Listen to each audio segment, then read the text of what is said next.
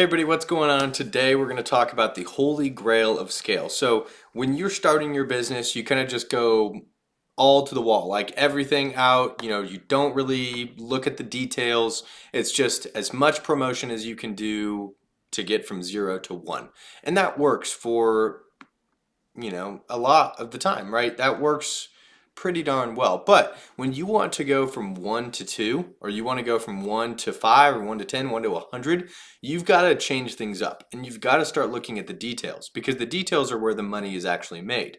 And so you've got a process that's gotten you pretty successful, right? You've gotten off the ground, you've done all the work to kind of grind and hustle and really promote yourself and get your name out there. But now it's time to become what I call an operator. And an operator is somebody who can look at a process and look at a business and take it from 1 to 100 with a different skill set than you use from getting from 0 to 1. An operator looks at every piece of the business and figures out how to optimize it and maximize it so that you're getting the most bang for your buck at every single turn. And this is with your ads, this is with your sales processes, with your funnels and your web pages, and it's also with your emails and SMS and your retention on the back end. And so every part of your business can be optimized and expanded and maximized so that you're getting the most out of it at every turn. And it's a different skill set than the people who are just promoting themselves. Okay, and the problem with constant promotion is that it plateaus. And at a certain point, you end up trading your time for money. But when you want to move into a business where you can kind of buy back your time and get yourself in a place where you're able to pull yourself out of the business and scale without the stress and without the overwhelm, you've got to become an operator and you've got to become somebody who is able to scale the business without trading their time for their money inside of that business, right? The business has to be able to run without you focusing on it every single day and inside of it every single day looking at it. You have to start working on your business instead of in it, right? As we've heard a million times. And so here's the first step to do that. And this is why I call it the holy grail of scale, is because you can try to do this 1,000 different ways, but at its core, this is the skill that you need to have. Okay? This is the holy grail of scale. All right? So it's the single variable test, the ability to look at a business and then figure out how to maximize it by figuring out what's wrong. Okay, so we can look at a process from the ads all the way to retention, right? From acquiring a customer or a lead all the way to the end. And we can look at that process and say, okay, cool, here's what I think that we need to change to make it better. Right? This is what I do all day long for all of my clients on a regular basis. They pay me very good money to do it. I'm going to kind of teach you how to do it today. And so the single variable test is where I start with everything. And the reason that I start with the single variable test and why I call it the holy grail is because I can look at a process, at a business, as a whole, and I can choose something to change.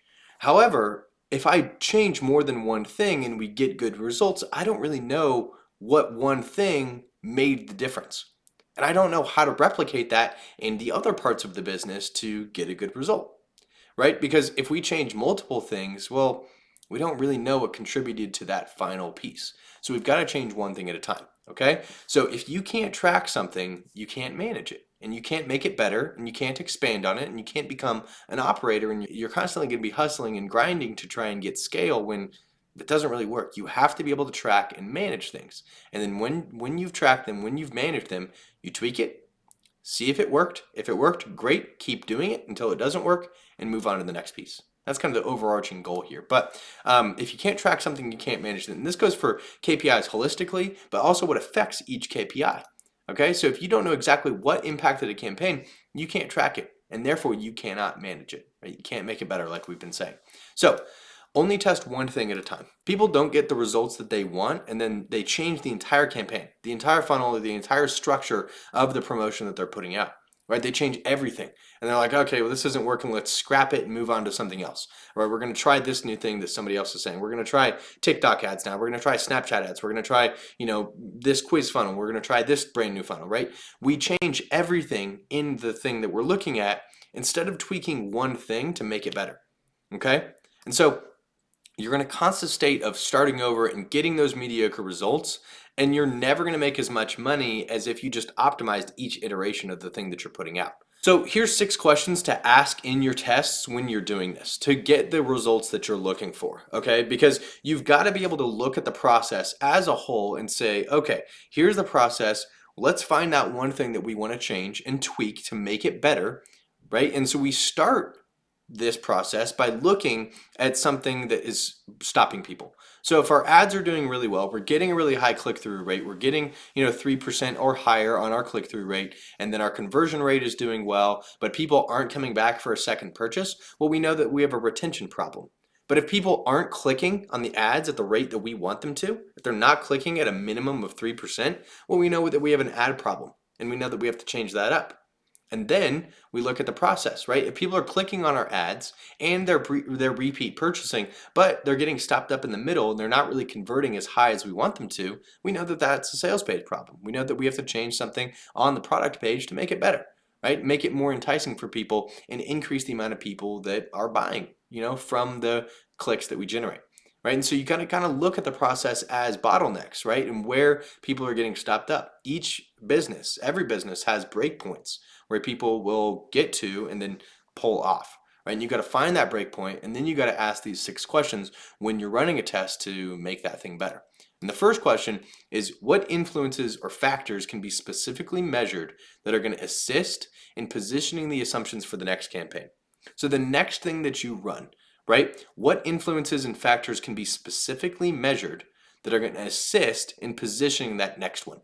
Right? So if you have an ad campaign, for example, you have a lot of KPIs, a lot of things that can be tracked that you can actually kind of look at when you're running the next one. But with the ads, there's really 4 core things that you can tweak when you're putting out any campaigns. And there's, the minute KPIs that you can look at, but at its core, there's about 4 things. You have your angle or your message, and then you have your audience, you have your offer, and then you have your copy. Right? So all 4 of those things are going to impact your advertising more than anything else. And so those are 4 things that you can tweak. And so those factors can be specifically measured in assisting the positioning for the next campaign. Right? And so you'll look at the things that you're putting out there, and then you'll kind of tweak those 4 things based on the advertising that you put out. So if a lot of people are clicking on your ad, well, you know that the ad, the messaging was right? You have a good market to message match. And that's great. And then once they click on that, are they buying? Well, if they're not, it's probably an offer problem, right? Because clearly they want the thing. They like the copy that you're putting out. They like the angle. They understand it. They get it, but they're not buying. Well, that's maybe an offer problem, and then we can change that up. And if we change that up and people still aren't buying, well, we can either change it up again or we can change up the audience. And we can find a different group of people that we're approaching with this same angle. And then we just reiterate it over and over, right? And so then the next thing that you got to ask yourself is, were there too many tests affecting overall results? So let's take ads for another example. If I put out too many ads that have a bunch of different angles and a bunch of different audiences, well, what am I really testing? Am I testing one thing? Or am I just putting everything out there to see what's going to stick and then just kind of funneling all my budget to that? That's what a lot of people do. And so you can test platforms, you can test audiences, you can test copy, you can test offer, you can test, the creative that you're putting out, video or image or carousel, whatever that might be. If you've got too much going on at one time, you're never going to be able to really track specifically which one is getting you good results. If you have 5 different angles across 5 different videos, across 5 different audiences, well, you're not really going to get the best combination of each of those things. So you've got to have the same video and then 5 different angles, the same audience on the same platform. And then you're testing your angles, right? And then you put that out, you figure out which one did best. Well, great, now we have the best angle, and then you do it again. And you find the best angle, you have the same angle, and maybe you change up the videos, right? You have 5 different videos now, same platform, right? And then you put that out. So since you have the same platform, same angle, now you test which video did the best. And then you continue to iterate that over and over and over until you get that one thing. The third question is, were the tests significant? Did we make any breakthroughs? So based on the thing that you're testing, did you make any significant breakthroughs on results based on the one before? So let's go back to the ads example again, right? With those angles that you're testing, were any of them significantly better than the other ones? Did you get enough data that this one's just blowing the others out of the water, right? Did you get a breakthrough in significancy? If you didn't, if you don't have enough data or one of them didn't outperform the others, well, then just keep that and test something else, right? Because you know all of those are going to kind of get you the same type of results. And then the fourth question that you got to ask yourself is what influences and factors can be measured specifically? So a few things can't be measured. Some things can only be measured in opposition to other parts of the process like those. So like angles, you can't really measure a specific angle. You can measure like the click-through rate on a specific video. You can measure the amount of clicks that you get. You can measure the cost per click. You can measure all of those things, kind of the secondary of those things, but those factors and those influences specifically can't be measured. And so you've got to look at those kind of things that teach you which ones did the best. And you've got to understand that, okay, these KPIs matter, these KPIs don't. And so then you look at the process as a whole and say, okay, what can be measured and what can't be? You know what I mean? So if you put out an image, well, you can't really measure specifically, oh, red is getting more purchases than blue is on the images that we're putting out. You can say, okay, this one's getting more clicks. This one has a higher click-through rate, but it's generating less purchases, right? And so you've got to kind of figure out, okay, which KPIs are going to matter, which KPIs aren't. How am I going to measure this thing specifically? All right. Number 5, were the controls used to the fullest extent possible? And on this one, it's important, again, it goes back to the significancy. So on your controls, which are the things that you're testing, so you've got, let's say, the same video on both things and you're changing up the angle, let's say. If you're changing up the angle, you have to make sure that all of your controls are used to the fullest extent possible. You have to make sure that the campaign that you're testing against is the exact same campaign that's been running and getting you results in the past. And if it's not, if there's nothing that you changed, right, and it's not consistent with the things that you've been putting out, well, it's not really going to be a good comparison to your current marketing and your current controls. It has to be used exactly as it is in a significant way.